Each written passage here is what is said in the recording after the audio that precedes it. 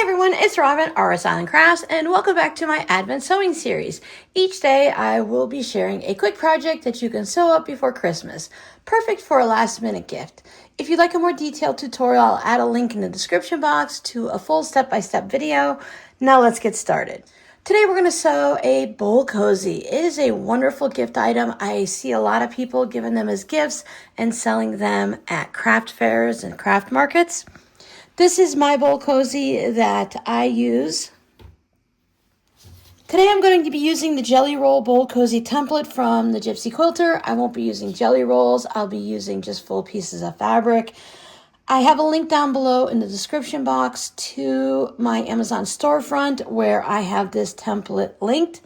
I'll also link in the description box several videos that I've made for bowl cozies, and those will be using a 10-inch square.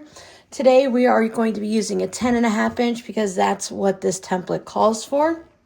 I do have a tutorial that guides you through step-by-step of how to make a bowl cozy to fit your bowl so that you can kind of change it up for any bowl size that you like. The number one rule with bowl cozies is everything has to be 100% cotton. There's a special batting called Wrap and Zap that is meant for bowl cozy, other things that you would put into the microwave. I am using 100% cotton batting, but I'm just using the Warm Company. I'm also using 100% cotton thread in my sewing machine. Safety spiel over, let's go ahead and get started with our bowl cozy. When I use the template, I do like to cut my fabric a little bit larger, so my fabric and my batting is about 11 or 11.5 inches. When I'm following one of the tutorials down in the description box, it calls for a 10-inch square. I cut my fabric 10 inches and my batting 10 inches. When using a template, it is easier to cut everything a little bit larger because then I can trim it. The most common way to quilt your bowl cozy is just to sew an X in each direction. My batting is pretty thin, so I'm just going to use a 2.0 stitch length. If you are using the Wrap and Zap, that's a little bit thicker. You may need to lengthen your stitch length, maybe to a 2.4. Now you can take a sewing marking tool and mark your lines to sew on for your X from corner to corner, but I'm just going to eyeball it and it usually comes out pretty well. Once I go one way, I'll spin it around and sew the X the opposite way, and I'm going to do it on both of my pieces.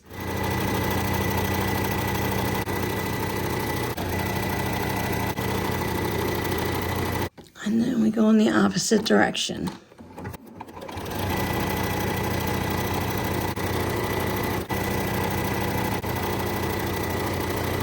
Like to do the template from the wrong side. In the videos in the description box, I do give you the directions on how to mark your darts on each side, but when you're using a template like this, it makes it so easy because all of the darts are there. Now, since I will be trimming all the way around and there will be sewing involved, so anything that I mark will be in the seam allowance, I am using a Sharpie type marker, and then I'm just going to trace around this template, ensuring that I mark the little darts, and before I'm done, I want to make sure that I get marker on my hand and somewhere on my shirt. I don't know about you guys, but I always end up getting a writing utensil on me somewhere. And then I'll do the same thing on the second one. And after I'm done, I do take this to the sink and I just clean it with a little Dawn spray, and it gets most of the marker off. Trim all the way around on the lines and also cut out each of the darts on both pieces. Now our next step will be to sew the darts. We're going to place these right sides together. You can go ahead and pin or clip these. Here's another place you can go ahead and chain stitch. So as I put this one through, then I'll put the next one through. So if you're making 10 bowls for the family or a get together, you can make them all at once. It does save time and thread. Now we're going to work with a 1/4 inch stitch length, and we're going to stitch from here just past the batting and fabric right there. As I stitch around and put the two pieces together, I will be stitching back across this line here, so I don't usually back stitch there, but I do like to back stitch here just to ensure that the thread doesn't pop open. It's up to you. You can back stitch both places if you like.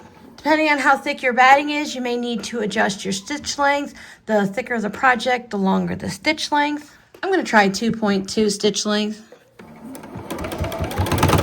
as I go up, when I get to here, I'll just backstitch and sew off. And then I'll bring the next one in. I'll put the top opening part there underneath my needle. And then stitch down and backstitch. There's the two sides of our bowl cozy. You could see where everything's been stitched. Doesn't matter which one you choose, but choose one and put it so that the right side is out. We want to match the fabrics together, right sides touching, and match the rounded areas and our darts. We need to take it to the sewing machine, and with a 1/4 inch stitch length, we're going to be stitching all the way around, leaving an opening for turning it right side out. Now, if you have the ones with the point going up, you have that long length that you can leave a space to turn it right side out. Here, I just try to leave a space somewhere in this straight section. It's just easier to turn it right side out and to tuck in the seam allowance to stitch around the final stitch when it's on a straightaway versus a curve, but you can do it anywhere you'd like. I'm going to start just before the dart here, and I will backstitch just to lock in that seam.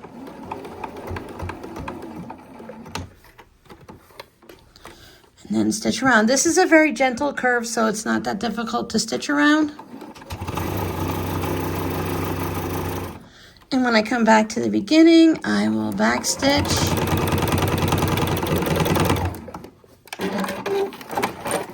Find your little opening and turn it right side out. I do have point turners or corner turners that I'm going to use to get a nice smooth finish.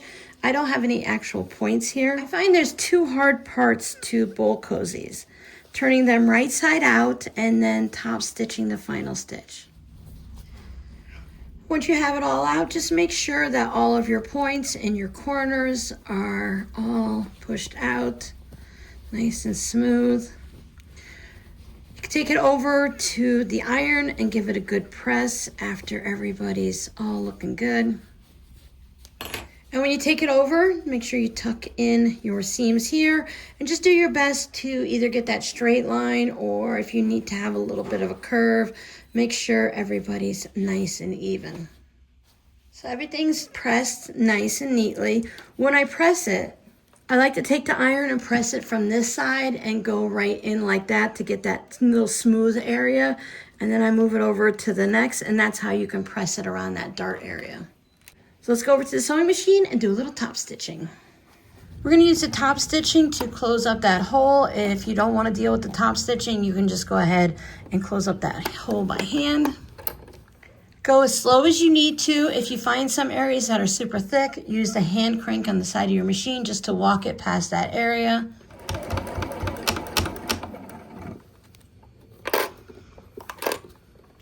When you close up that opening, just make sure you're close enough to the edge to catch all of those seams.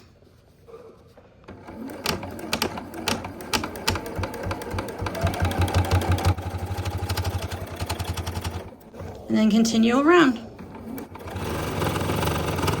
Then we come back around, we're going to stitch just past where we started and back stitch to lock the threads.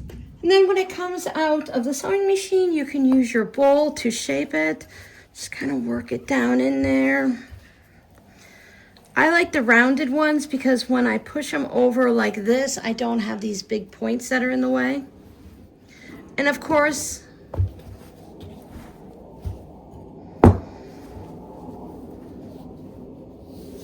it's reversible. If you're looking for more of the Advent videos, I have a playlist here. YouTube thinks you'll enjoy this video, and I've added a playlist here of other quick projects that you can make in time for Christmas. I hope you've been enjoying this series. If you have, I'd appreciate it if you liked the video, and if you're looking for more projects like this, please join the channel by hitting that subscribe button, and I'll see you guys in the next video. Bye.